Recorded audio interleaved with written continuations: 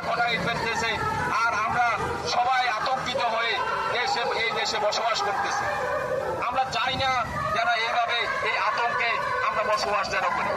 আমরা চাই সুষ্ঠু, সুন্দর এবং শান্তিপূর্ণ একটা বাংলাদেশ। আমরা যেন এখানে আমাদের সন্তানদেরকে নিয়ে আমরা যেন পরিবার পরিজন নিয়ে ভালোভাবে সুস্থভাবে বেঁচে থাকতে পারি, সেই আবেদন জানাচ্ছি।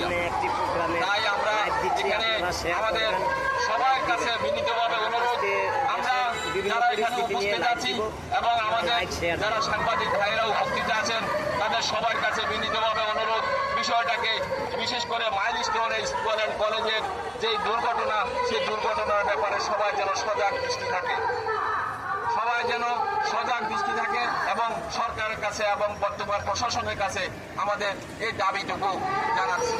এই বলে আমি আমার সংক্ষিপ্ত বক্তব্য শেষ করছি। আসসালামু